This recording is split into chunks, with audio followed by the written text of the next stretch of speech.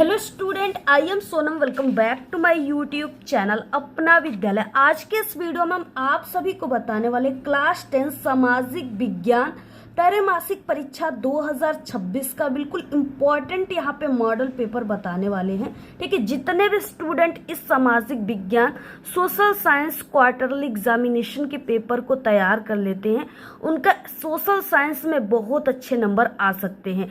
तो हम यहाँ पे पूरे के पूरे आंसर के साथ इस पेपर को बताने वाले हैं। जितने भी स्टूडेंट इस पेपर को देख रहे हैं उनके लिए ये पेपर बहुत ही मोस्ट इम्पॉर्टेंट है। ठीक है, क्योंकि ऐसा ही पेपर आप सभी का आने वाला है। तो आप सभी लोग इस पूरे वीडियो को ध्यान से जरूर देखिए। सबसे पहले इस वीडियो को लाइक कर दीजिए, चैनल पे नए तो चैनल को सब्सक्राइब करके बेल आइकन को जरूर प्रेस कर दीजिए और आप लोग इस वीडियो को अपने सभी दोस्तों में जरूर शेयर कीजिए। सबसे पहले देखिए, यहाँ पे 3 घंटे 15 मिनट का समय आपको इस quarterly examination social science question paper में मिलेंगे और यहाँ पे ये पूर्णांक 70 का रहेगा। ठीक है, और आप सभी लोग यानी जितना इसको अच्छे तरीके से पेपर को तैयार करेंगे आपका उतना ही अच्छा नंबर आ सकता है। और यहाँ पे देखिए, सामान्य निर्देशक की प्रारंभ का जो आपको 15 मिनट दिए जाते हैं ना, इसमें ध्यान से इस पूरे पेपर को एक बार जरूर अच्छे से पढ़ लीजिएगा। यहाँ से देखिए, खंड अ जिसमें बहुविकल्पी, सबसे पहले 20 ऑब्जेक्टिव क्वेश्चन रहेंगे और ये बहुत ही मोस्ट इंपॉर्टेंट ऑब्जेक्टिव क्वेश्चन है। और ये जितने भी क्वेश्चन है वो आप सभी के एग्जाम में, ठीक है, कम से कम हम आपको बता दें कि 10 से 15 बार आ चुके हैं। तो इसलिए रिपीटेड क्वेश्चन है, इंपॉर्टेंट क्वेश्चन है।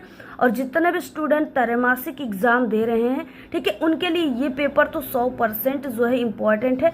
और जितने भी स्टूडेंट यानी बोर्ड परीक्षा देंगे ना, अगर इन सभी क्वेश्चन को तैयार कर लेते हैं तो उनका 30% बोर्ड एग्जाम की भी तैयारी हो जाएगी। तो आप लोग इस पेपर को बहुत ही ध्यान से देखिएगा, ठीक है, क्योंकि ये आपके एग्जाम बोर्ड एग्जाम के लिए भी इम्पॉर्टेंट है। तो यहाँ पे देखिए, पहला क्वेश्चन क्या है। ठीक है, पहला क्वेश्चन है, राष्ट्रवाद का प्रारंभ किस देश से हुआ था। बहुत ही इंपॉर्टेंट और बिल्कुल रिपीटेड क्वेश्चन है। आपके सामने 4 ऑप्शन है, फ्रांस, भारत, जर्मनी और इटली। ठीक है, राष्ट्रवाद का जो प्रारंभ हुआ था ना, सबसे पहले वो फ्रांस में हुआ था। ऑप्शन नंबर ए राइट है।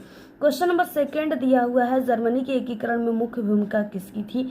तो वो नेपोलियन की थी, ऑटो ऑन बिस्मार्क की, ठीक है, जिउसेppe गैरिबाल्डी की, इनमें से कोई नहीं। तो वो ऑटो ऑन बिस्मार्क की थी।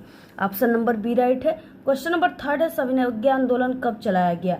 सविनय अवज्ञा आंदोलन जो है 1930 ईस्वी को चलाया गया था गांधी जी के द्वारा। ऑप्शन नंबर सी राइट है। क्वेश्चन 4 है, असहयोग आंदोलन का मुख्य कारण क्या था। तो वो रॉलेट एक्ट था। ऑप्शन नंबर यहाँ पे सी राइट हो जाएगा। क्वेश्चन नंबर 5 दिया है, निम्नलिखित में से कौन सा संघीय राज्य है।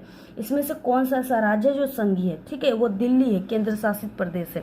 अगला क्वेश्चन क्या है, इससे पहले हम आपको बता दें, हमारे चैनल पे क्लास 10 के ऑल सब्जेक्ट के, ठीक है, हाफ ईयरली क्वेश्चन पेपर और ये त्रैमासिक परीक्षा का पेपर, ठीक है, दोनों आ चुका है। आप लोग अगर नहीं देखे हैं तो जल्दी से चैनल पे विजिट करके देखिए। चैनल पे आ चुका है हमारा पूरा का पूरा ऑल सब्जेक्ट का क्वेश्चन पेपर, ठीक है, और इम्पॉर्टेंट क्वेश्चन भी एग्जाम के लिए आप सभी के आ चुके हैं। तो जरूर देखिए, चैनल पे डेली विजिट करके डेली वीडियो आ रहे हैं, यानी कम से कम हम आपको बता दें 3 से 5 वीडियो डेली हमारे चैनल पे आ रहे हैं, हर एक सब्जेक्ट के आ रहे हैं। ठीक है, और आपको बोर्ड परीक्षा में पास होने की ट्रिक की भी वीडियो आ रही है। जल्दी से चैनल पे आइए आप लोग, ठीक है, लोगों पर क्लिक करके सभी वीडियो के सेक्शन में जा करके सभी वीडियो को डेली देखिए। आप सभी लोग, आपके लिए बहुत इंपॉर्टेंट हमारे वीडियो हैं। यहाँ पे देखिए, भारत में केंद्र शासित राज्यों की संख्या कितनी है। ठीक है, भारत में जो केंद्र शासित राज्य है ना, वो टोटल 8 है। ऑप्शन नंबर सी राइट है। क्वेश्चन नंबर 7 है, कोयला निम्नलिखित में से किस प्रकार का संसाधन है। देखिए, कोयला जो है ना, वो एक प्रकार का अनवीकरण योग्य संसाधन है। ऑप्शन नंबर सी राइट हो जाएगा। क्वेश्चन 8वां है, निम्नलिखित में से कौन सी एक खरीफ की फसल है। खरीफ की फसल कौन है। गेहूं, सरसों, धान, चना। ठीक है, तो देखिए, खरीफ की जो फसल है वो धान है। ऑप्शन नंबर यहाँ पे सी राइट हो जाएगा।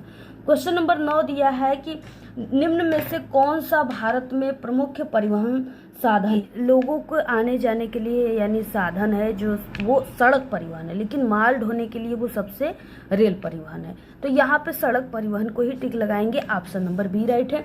क्वेश्चन नंबर 10वां दिया, निम्नलिखित में से किस वस्तु का निर्यात भारत में नहीं है।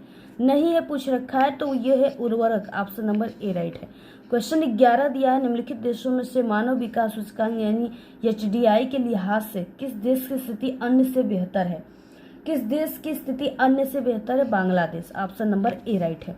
क्वेश्चन 12 है, निम्नलिखित में से कौन सी रेशेदार फसल है? ठीक है, तो यहाँ पे देखिए जूट है जिससे वस्त्र बनाए जाते हैं, ठीक है, चादर वगैरह वस्त्र, तो ये रेशेदार फसल है, तो ऑप्शन नंबर सी राइट हो जाएगा।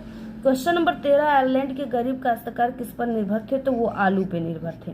ऑप्शन नंबर बी राइट हो जाएगा। क्वेश्चन नंबर 14 है, 1890 के दशक में अफ्रीका में फैलने वाली पशु बीमारी कौन सी थी? ठीक है, तो वो रिंडर पेस्ट थी। ऑप्शन नंबर सी राइट हो जाएगा।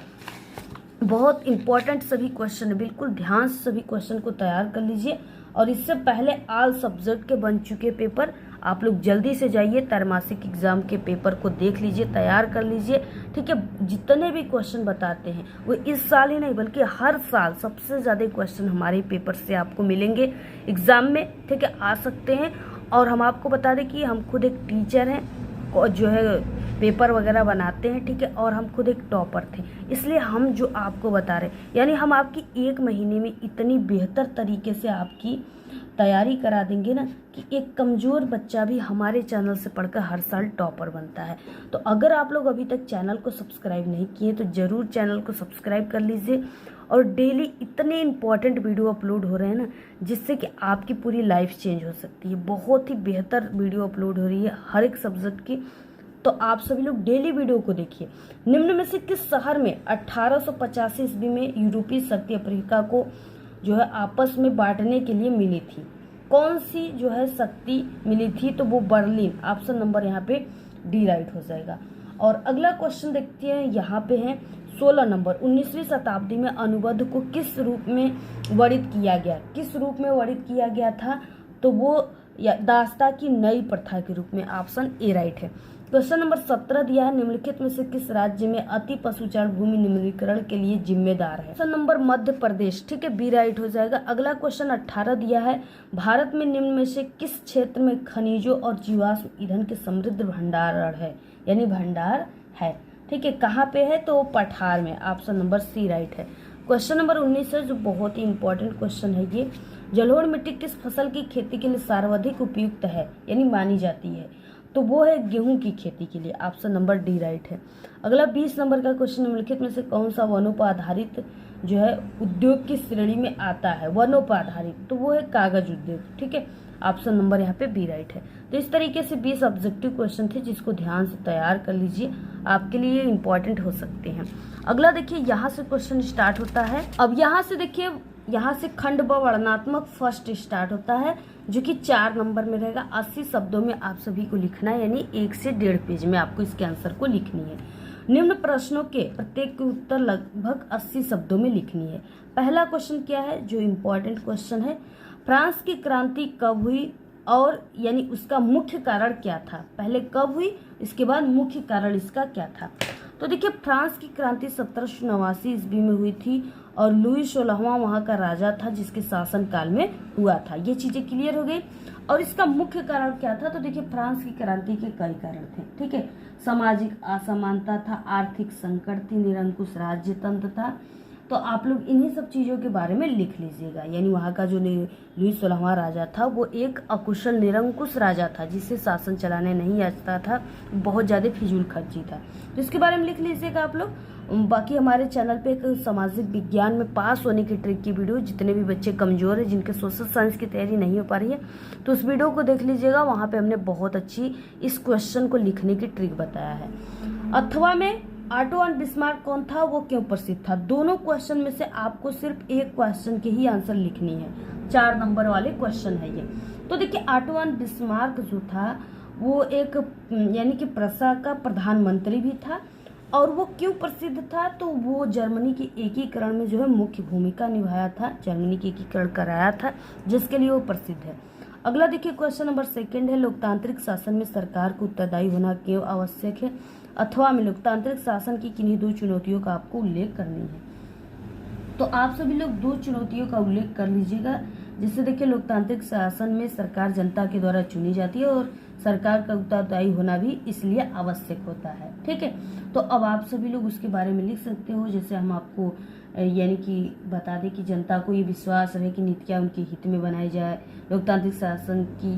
ठीक है, और इसके अलावा वह जनता की आवश्यकताओं की आकांक्षाओं के प्रति जो है संवेदनशील रहे, तो इसी के बारे में आपको लिखनी है।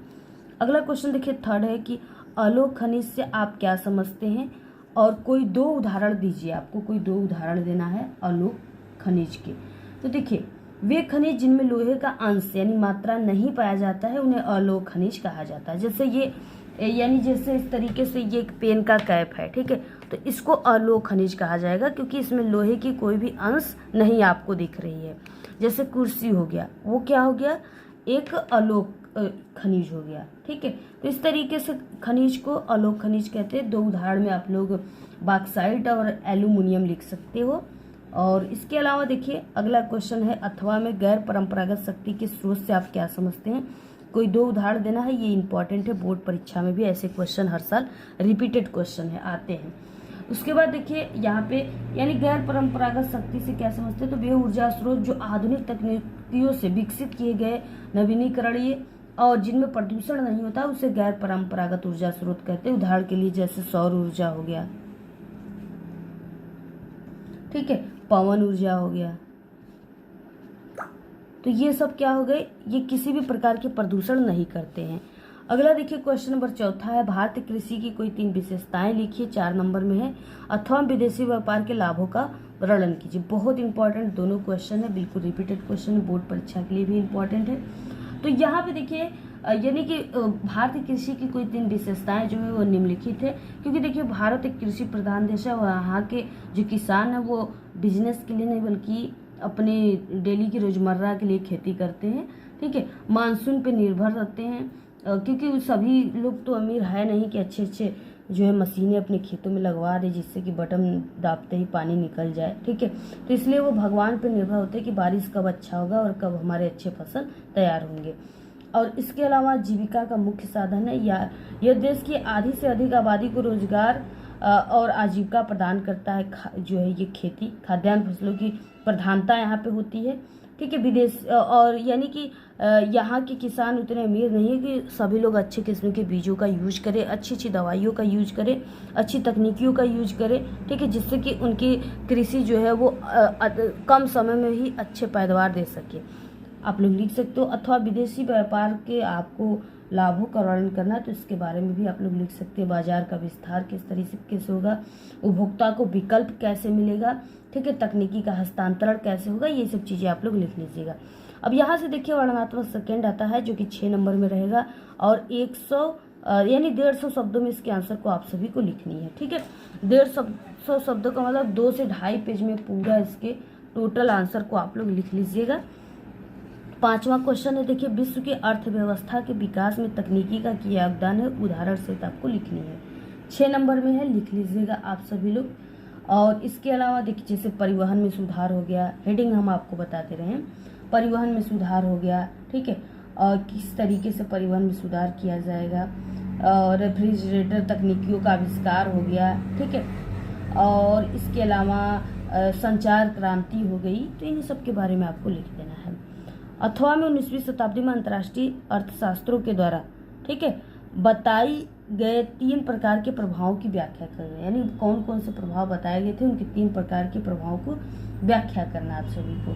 तो आप सभी लोग इसका भी व्याख्या कर सकते हैं। और उसके बाद 6 नंबर में क्वेश्चन है कि भारत में राजनीतिक सत्ता के विकेंद्रीकरण के पीछे बुनियादी सोच क्या थी, इसका स्वरूप क्या है, तो इसके बारे में भी लिख लीजिएगा। अथवा संवाद क्या है, इसकी प्रमुख विशेषताओं के बारे में लिख लीजिएगा, ठीक है। 7वें नंबर में क्वेश्चन है, परिवहन तथा संचार के साधन को किसी देश तथा अर्थव्यवस्था की जीवन रेखा क्यों कहा जाता है। तो ये भी बहुत ही इंपॉर्टेंट क्वेश्चन है। जैसे कि हम आपको बता दें, परिवहन का मतलब कि यानी कि जो कच्चे माल और माल को ढोते हैं, और जो इंसान को एक स्थान से दूसरे स्थान पे ढोते हैं ना, बस हो गए, ट्रेन हो गए, कार हो गए, हवाई जहाज हो गए, बाइक हो गए, ये सब ही तो परिवहन है। इसके बारे में ही आपको लिखनी है। संचार, आप लोग हमारी वीडियो भी संचार के माध्यम से ही देख रहे हैं, मोबाइल फ़ोन के माध्यम से देख रहे हैं। आप लोग मोबाइल फ़ोन के बारे में कितना चीज़ें जानते हैं, सभी चीज़ें आप लोग लिख दीजिए बिल्कुल बना करके, आपको अच्छे नंबर मिल जाएंगे, ठीक है। यानी कि यानी राष्ट्रीय एकता, परिवहन जो है और संचार जो है कच्चे माल और माल की आवाजाही करता है। इसके अलावा राष्ट्रीय एकता को भी बनाए रखता है। संचार का महत्व इंटरनेट टेलीफोन और डाक सेवाएं व्यापारिक सौदों और सूचनाओं का त्वरित आदान प्रदान संभव बनाती है। तो ये सब चीजें लिख सकते हो। और बाकी इनके बिना आधुनिक अर्थव्यवस्था का संचालन जो है असंभव है, इसलिए इन्हें जीवन रेखा कहा जाता है। अथवा हम देखिए अंतर्राष्ट्रीय व्यापार की बदलती प्रवृत्तियों के बारे में आपको, यानी अंतर्राष्ट्रीय व्यापार जो हमारे देश से विदेशों में होती, जैसे हो गया अमेरिका में, जापान में, चीन में, तो उनसे अगर कोई व्यापार होती तो उसे अंतर्राष्ट्रीय व्यापार कहते हैं। उसी के बारे में बना करके लिखनी है। 8वां क्वेश्चन है मृदा अपरदन से आप क्या समझते हैं? मृदा अपरदन के उत्तरदायी किन्हीं 3 कारणों का उल्लेख कीजिए। 6 नंबर का क्वेश्चन है। हमारे चैनल पे पास होने की ट्रिक सामाजिक विज्ञान में बताए हैं, हालांकि इसका आंसर आपको वहाँ पे लिखित लिखाया मिल जाएगा, कैसे लिखना है ये भी हम आपको बताएं। बाकी यहाँ पे मृदा अपरदन यानी मिट्टियों का कटाव, मिट्टियों के कटाव को ही मृदा अपरदन कहते हैं, ठीक है। और इनके किन्हीं 3 कारणों को लिखना है, जैसे कि बाढ़ के पानी जो होते हैं, अत्यधिक वृक्ष के कटाव जो हो रहे हैं पेड़ पौधे के, जिससे कि मिट्टियाँ जो है बह जा रही हैं, ठीक है। तो इन्हीं सब, अत्यधिक पशु चारण, इन्हीं सब चीज़ों के बारे में आप सभी को लिखनी है। अथवा भारत में उपभोक्ता आंदोलन का आरंभ करने के लिए उत्तरदायी कारणों का उल्लेख करना है। सभी इंपॉर्टेंट क्वेश्चन है, सभी का आप लोग एक बार स्क्रीनशॉट ले लीजिए। बाकी इसकी पीडीएफ के लिए टेलीग्राम चैनल को ज्वाइन कर लीजिएगा, लिंक इस वीडियो के डिस्क्रिप्शन बॉक्स में आप सभी को मिल जाएगा। अब यहाँ से देखिए क्वेश्चन स्टार्ट होता है। क्वेश्चन यहाँ से मानचित्र संबंधित प्रश्न जो कि 10 नंबर में आपके पेपर में आता है, और सभी क्वेश्चन इंपॉर्टेंट है, और ऐसे ही क्वेश्चन आपकी बोर्ड परीक्षा में और हाल फियरली एग्जामिनेशन पेपर में भी पूछे जाते हैं, इसको तैयार कर लीजिएगा। 9 नंबर का ए है, देखिए निम्नलिखित स्थानों को भारत के मानचित्र में ये जो चिन्ह है इसी से दर्शाना है। सही नाम तथा सही अंकन के लिए आधा प्लस आधा यानी 1 अंक आपको दिए जाएंगे, ठीक है। 10 क्वेश्चन 10 नंबर। पहला क्वेश्चन वो स्थान जहाँ 1927 में कांग्रेस का अधिवेशन हुआ था, ठीक है। बहुत ही ये इंपॉर्टेंट क्वेश्चन है, आता है पेपर में। तो ये मद्रास चेन्नई में हुआ था। कहाँ पे हुआ था? मद्रास भी लिख सकते हैं आप लोग और चेन्नई भी लिख सकते हैं। अगला देखिए वो स्थान जहाँ किसान सत्याग्रह हुआ था। किसान जो है सत्याग्रह कहाँ पे किए थे? तो वो गुजरात के खेड़ा में किए थे। कहाँ पे? खेड़ा, गुजरात लिख लीजिएगा। अगला देखिए वो स्थान जहाँ दिसंबर 1920 में कांग्रेस का अधिवेशन हुआ था। दिसंबर 1920, ठीक है। तो इसमें कांग्रेस का जो अधिवेशन हुआ था ना, वो नागपुर में हुआ था। कहाँ पे? नागपुर में। अगला देखिए वो स्थान जहाँ सूती में श्रमिकों का सत्याग्रह हुआ था, तो ये अहमदाबाद में, अहमदाबाद गुजरात में, ठीक है। बाकी मानचित्र को आपको भरना कैसे है, इसके लिए आपको बहुत जल्दी वीडियो आने वाला है, आप लोग जरूर देखिएगा। और चैनल पे हमारे पहले से भी वीडियो कुछ बन चुके हैं, उसे भी देख लीजिएगा मानचित्र से संबंधित। अगला देखिए क्वेश्चन वो स्थान जहाँ सर्वप्रथम नमक बनाया गया था, तो वो बनाया गया था दांडी में, ठीक है। कहाँ पे बनाया गया था? दांडी। दांडी कहाँ पड़ता है? गुजरात में। अब यहाँ से बी क्वेश्चन, निम्नलिखित को भारत के दिए गए मानचित्र में दर्शाना है। पहला क्वेश्चन गुजरात का राजधानी नगर, ये जो चिन्ह है इससे आपको दर्शाना है, तो ये है गांधीनगर, इसको आप लोग दर्शा लीजिएगा। एक खनिज तेल शोधनशाला केंद्र जो ये चिन्ह है इसके द्वारा आपको दर्शाना है, ठीक है। त्रिभुज जो है ना डेल्टा, इसी के द्वारा आपको दर्शाना है। तो ये है डिगबोई जो कि असम में पड़ता है। अगला देखिए है लो इस्पात संयंत्र का एक केंद्र, आपको ये जो चिन्ह है इससे दर्शाना है। तो लो इस्पात संयंत्र जो है वो जमशेदपुर, भिलाई छत्तीसगढ़ में भी हो जाएगा। जमशेदपुर जो है उड़ीसा, झारखंड में पड़ता है, और वो जो भिलाई है वो छत्तीसगढ़ में पड़ता है। उसके बाद देखिए एक प्रमुख पतन यानी बंदरगाह, आपको ये जो चिन्ह है इससे दर्शाना है। तो वो प्रमुख बंदरगाह जो है यानी कि वो हो जाएगा कांडला हो जाएगा, जो कि गुजरात का है। और इसके अलावा हो जाएगा चेन्नई भी है और मुंबई भी है, तो इसके बारे में लिख लीजिएगा आप लोग। अगला देखिए बंगाल की खाड़ी में गिरने वाली एक प्रमुख नदी, आपको जो चिन्ह है इससे दर्शाना है। तो बंगाल की खाड़ी में जो गिरने वाली नदी है वो पहले की गंगा नदी है, गोदावरी नदी है और महानदी है। तीनों में से कोई एक को लिखना है, ठीक है। तो ये है आपके पेपर जो आपके लिए बहुत इंपॉर्टेंट है, इसको अच्छे से तैयार कर लीजिएगा, स्क्रीनशॉट ले लीजिए, ठीक है। और बाकी आपको किस सब्जेक्ट के पेपर चाहिए कमेंट करके ज़रूर बताइए। और आप सभी लोगों की त्रैमासिक एग्ज़ाम चाहे हाल फिलहाल एग्ज़ाम कब है, आप लोग डेट ज़रूर बताइएगा, जिससे कि हम आपको वीडियो अच्छे से अच्छी वीडियो प्रोवाइड करा सके, अच्छी पेपर प्रोवाइड करा सके।